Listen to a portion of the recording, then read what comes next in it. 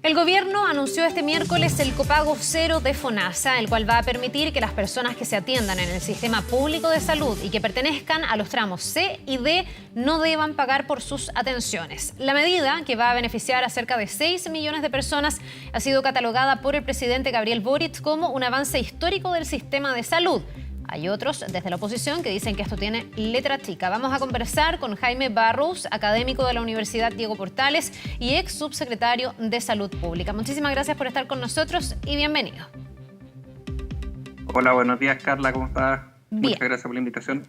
A ver, todos, yo creo, o no todos, pero casi todos hubo bastante consenso en que esta es una buena medida, un buen anuncio. Algunos tienen algunas dudas respecto de los efectos prácticos, pero a usted en lo particular, ¿qué le ha parecido este anuncio del gobierno? A mí me parece una excelente noticia. Yo creo que en Chile tenemos altas tasas de gasto bolsillo en salud y la verdad es que esta es una medida que viene a remediar en parte ese problema de gasto de bolsillo, es decir, el gasto que las personas realizan directamente por su atención de salud y que no es pagada a través de un seguro de salud como debiera ser para poder alcanzar la cobertura universal. Claro, hasta ahora las personas que están en el tramo C y D tenían que hacer un copago en el caso del tramo C de un 10% y en el caso del tramo D de un 20%. Estamos hablando que dentro de los afiliados a FONASA son las personas que tienen los mayores tramos de sueldo, por así decirlo. De hecho, el tramo D está como de 500 y algo mil pesos hacia arriba. Esto debería entonces significar que en toda prestación médica que se haga en la red pública de salud no se tenga que pagar nada. Así eso es lo que se ha explicado por parte de la autoridad. Todo lo que es modalidad institucional deja de tener copago a partir del 1 de septiembre. Ya se había avanzado previamente como sistema, ¿cierto? En algunas prestaciones, en algunos grupos etarios, como por ejemplo los adultos mayores, y esto viene a completar la idea de ir disminuyendo este costo bolsillo que en realidad está bien justificado su eliminación en términos de un mejor acceso a las prestaciones de salud. Ahora, ¿está estudiado cuántas personas efectivamente del tramo C y D se atienden en la salud pública versus cuántas de esas personas se atienden en la salud privada? Porque la gran discusión, y sobre todo en redes a esta hora, y el trending topic 1 es FONASA, hay mucha gente que dice, yo estoy en el tramo C, estoy en el tramo D, pero resulta que cuando busco atención en la salud pública no la encuentro o no es de la misma calidad que la atención privada, entonces me atiendo en el sector privado y ahí sí me toca pagar, no me beneficiaría esto en el fondo. Claro, bueno, ahí hay una diferenciación en términos de qué tipo de prestaciones. Pues las prestaciones ambulatorias hay una gran cantidad yo diría que incluso la mayoría de las personas que tienen CID tienen la posibilidad de optar a la atención ambulatoria por modalidad de libre elección y la utilizan en gran medida porque hay una mayor accesibilidad. La accesibilidad no está dada por las listas de espera, por el tiempo, ¿cierto? No se ordenan las listas, sino que por el precio que se cobra por parte del prestador privado. Y las personas están dispuestas a hacer ese pago en la atención ambulatoria porque no son desembolsos de grandes cantidades de recursos. Pero cuando uno analiza por ejemplo, las cirugías, sobre todo las grandes cirugías, todas aquellas que están, por ejemplo, incluidas en el GES, u otras que no están en el GES pero que son importantes, ahí la gran mayoría de la gente CID o una proporción mucho menor va a acudir a los prestadores privados porque ya la diferencia que hace el pago es bastante más importante. Y por lo tanto la modalidad de prestaciones hospitalizados no es tan grande la proporción de personas de FONASA que se atienden en el sector privado, salvo algunos tipos de prestaciones que están paquetizados, etcétera, pero hay una gradiente respecto de aquellas cosas más simples, ambulatorias, hay una mayor proporción que se atiende en el sector privado y en la medida que se va complejizando las prestaciones es menos la proporción que va de FONASA CID que van al sector privado. Claro, lo que pasa es que ahí algunos se han preguntado si es real y aplicable el como la aproximación o la proyección que hace el gobierno de decir que con esto las personas se podrían ahorrar 265.000 pesos mensuales de gasto de bolsillo. ¿Se puede cuantificar así? Porque si en el fondo, cuando es algo mensual, me imagino que tiene más que ver con lo ambulatorio. Cuando son hechos de envergadura, como una operación, no es algo mensual. ¿Cómo se hace esa proyección, Jaime? ¿A usted le parece que es correcta esa proyección? No, eso como todos los promedios esconde la diversidad de realidades, obviamente. Entonces un promedio es como para tratar de dar una señal. Porque la verdad es que, mira, en el caso institucional pasa una cosa bien importante también de tener claro, que es el alto número de incobrables en la modalidad institucional. O sea, en Chile aproximadamente el 90% de las personas que se atienden por FONASA en la modalidad institucional y que son CID, o sea que debieran hacer un copago, no lo realizan, no hacen ese pago. Entonces viene la cobranza, eso significa para el FONASA tener que hacer un trámite, tener que pesquisar a las personas, muchas veces no están en la dirección que señalaron y por lo tanto se entorpece eso y hay todo un gasto administrativo para tratar de recuperar ese 90% de copagos que no se pagan y hay un 10% de personas que podemos decir que se portan bien, ¿cierto? O que son más consecuentes y que pagan ese porcentaje y ese copago, que es un número mínimo. Entonces uno viene diciendo, bueno, hay solamente un 10% de las personas que pagan. ¿Por qué ese 10% tiene que asumir la carga o una carga adicional respecto del pago? Y por lo tanto, aquí hay un tema de fondo que tiene que ver primero con un tema de equidad, de justicia y además de acceso y de un manejo mucho más eficiente, porque ahora las instituciones de salud pública y especialmente el FONASA no van a tener que preocuparse de tener que hacer la cobranza de todas esas copagos que no se estaban pagando. Ya, usted habla del acceso a la salud, este ha sido otro, yo no sé si reparos, porque insisto, creo que hay cierto consenso en que esto se acerca a lo que yo creo que para muchos sería el ideal, ¿no? Poder acceder a la salud sin tener que pagar y que esto sea un derecho garantizado por el Estado. Muchos dudan, eso sí, de qué capacidad tiene el Estado en la realidad de entregar ese derecho con buena calidad, que al final es lo que más preocupa a la gente por la discusión que se ha dado. Entonces, ¿qué pasa con el acceso? Porque aquí también hay otros que dicen, ok, no me van a cobrar, va a haber un copago cero, pero si yo me quiero operar, a lo mejor voy a estar en una lista de espera, voy a tener que esperar 2 años y no voy a encontrar esa prestación. Y muchos incluso terminan haciendo, no sé, un esfuerzo económico entre muchos para hacer esa cirugía, por ejemplo, en el sector privado. Entonces, ¿qué pasa con el acceso? ¿No se queda corto el anuncio sin esta otra patita que ayer la misma ministra decía, se van a hacer anuncios, entiendo, la próxima semana, respecto del acceso a la salud, a que el Estado pueda proveer con calidad este servicio y esta garantía del no pago?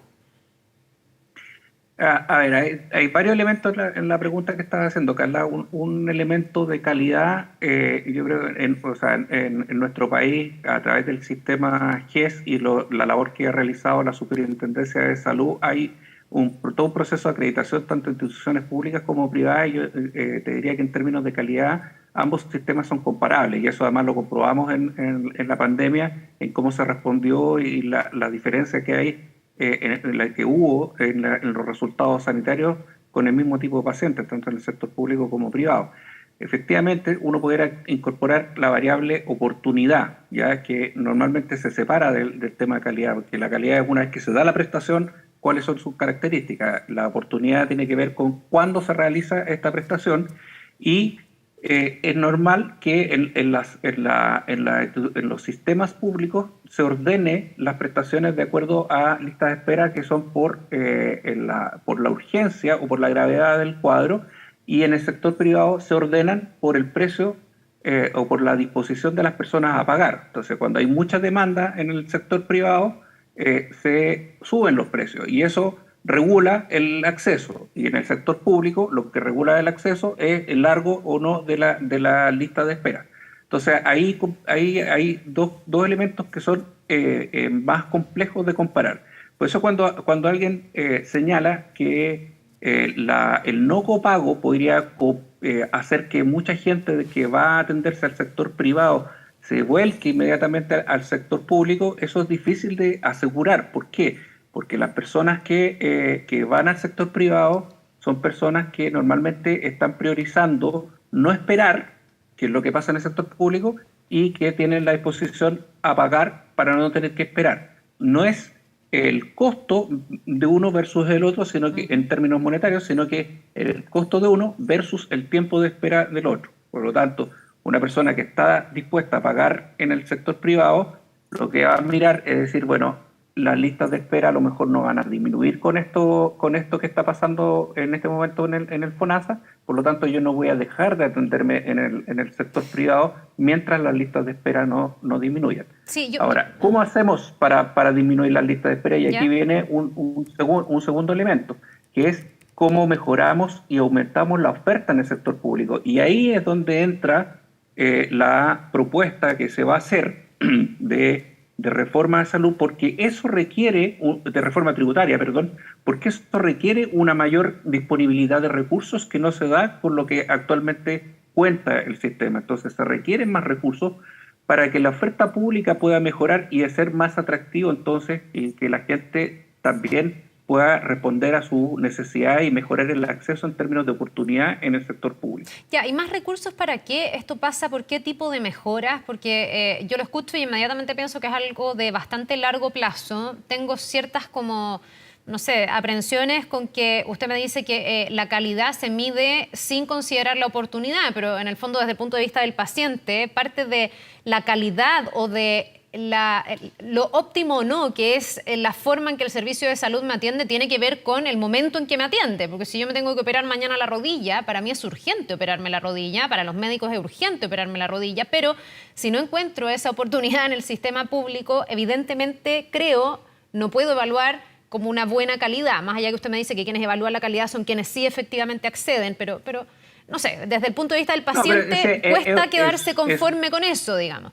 No, por supuesto, sí, es un tema técnico, pero que está reflejado en nuestro sistema. Así es como lo establece la ley de régimen general de garantías en salud, ¿cierto? Que es la ley que establece el sistema GES o AUGE, como lo conoce la mayoría de la gente, sí, que es que la garantía tiene que ver con la calidad, la oportunidad, ¿cierto? Y la cobertura financiera. No, Jaime, si yo entendí que no era una apreciación suya. Entiendo que así se mide en el fondo, pero... Así se mide, sí, así es. Entonces, cuando uno habla de calidad, no está hablando de oportunidad. Me si me dice en términos de calidad, claro. Pero obviamente el tema de oportunidad es un tema que es importante para la gente y por eso el régimen de garantías viene a establecer también lo de garantías. Y aquí, como país, nosotros deberíamos apuntar a seguir creciendo en términos del número de problemas de salud que están incorporados en el GES. Hemos tenido desde el año 2010 aproximadamente un estancamiento en términos de financiamiento del GES que no ha permitido en términos reales poder aumentar significativamente el número de problemas que se incorporan. Y ese estancamiento se produce en parte por los problemas presupuestarios del sector público, pero también porque en el sistema privado, para el GES, como quedó establecido en la ley, se tiene que expandir la prima del GES. Y eso hace que en los seguros privados, cada vez que se aumenta el número de problemas, hace más costoso para la gente, tiene que pagar más específicamente por esa cobertura, la gente que está en el sector privado, y por eso se ha visto limitado la expansión de el GES en los últimos 10 años. Entonces, eso es un problema que tiene que ver con la organización también del sistema. Por eso es que le planteo que esto es, y una buena reforma de salud no puede ser una reforma de un día para otro, tiene que tener un tiempo en el que se va produciendo las modificaciones, pero tiene que ser una modificación que vaya apuntando a, uno, mejorar la oportunidad de la atención en el sector público, ¿cierto? Una mejoría en seguir mejorando en la calidad, que ya lo dio mucho y aportó mucho el establecimiento del GES, y una protección financiera más amplia. Eso quiere decir reducir el gasto de bolsillo en salud. Y lo que ahora se está haciendo con esta medida anunciada por FONASA es esa parte de lo que debiéramos hacer para avanzar hacia una cobertura universal de salud, como lo plantea la Organización Mundial de la Salud. que es aumentar la protección financiera de manera que la gente en el momento de que se enferma no tenga que estar desembolsando del bolsillo, sino que su seguridad social en salud tenga la cobertura y haga el financiamiento de esas prestaciones. Más adelante veremos cómo se tramita la reforma tributaria y con cuántos recursos vamos a poder ir disponiendo para ir a hacer crecer el sistema público de tal manera de que se puedan seguir disminuyendo las listas de espera en la medida que podamos invertir más recursos en el sector público. Bien, pues queda clarísimo. Jaime Barrows, académico de la Universidad Diego Portales, ex subsecretario de Salud Pública también. Muchísimas gracias por habernos acompañado esta mañana. Que le vaya bien. Muchas gracias a ustedes. Un buen día.